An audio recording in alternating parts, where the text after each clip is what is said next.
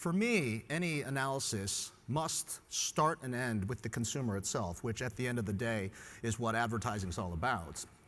And what we've seen here in the last 10 years is a true transformation in consumer expectations around every single minute of their screen time. Never before in history have we seen such amazing content coming through. It's perfect. You can watch anything you want, listen to anything you want, read anything you want, perfectly synchronized across every connected device. And unfortunately for the advertisers, that means that that expectation for perfection, for quality, for personalization also applies to the ads. And the marketers are not really in a great place in order to try to respond. And so that is why there's so much focus around creative and around media and around first-party data in order to close that gap.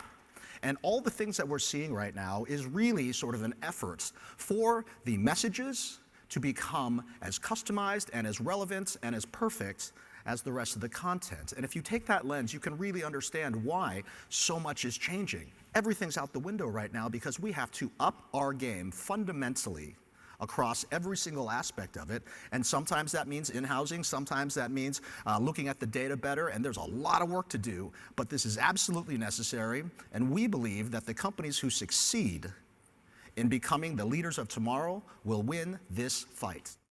This focus on data and control of data, which has been upped by the privacy, brand safety, political issues, has made this battleground around first-party data.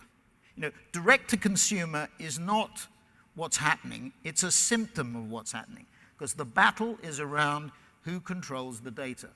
Now, the platforms have said, because of the privacy issue, the walls are going to be higher. So the insecurity of clients has got, in my view, even greater, driving the things, being driven by the things that Pete referred to. There's one other thing. So this control of the consumer relationship is critically important. Unilever did not buy Dollar Shave Club because it wanted to compete with Procter & Gamble or Gillette. Right. It did because it wanted access to the data. And there's lots, you know, Coca-Cola, Coke and Costa is another good example of it. So that's one thing. The other thing is the law of unintended consequences.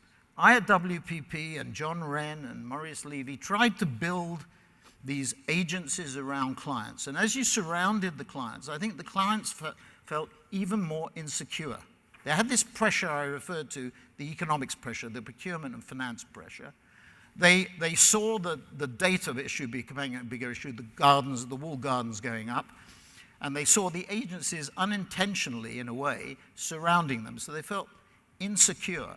And a lot of the reviews that we've seen are based on that insecurity, that desire to exercise, to take back control over the process, compounded by issues of trust and transparency, whether they were justified or unjustified, whether it was perception or reality. So that, it's complex, Right. but it all comes together, I think, in that way.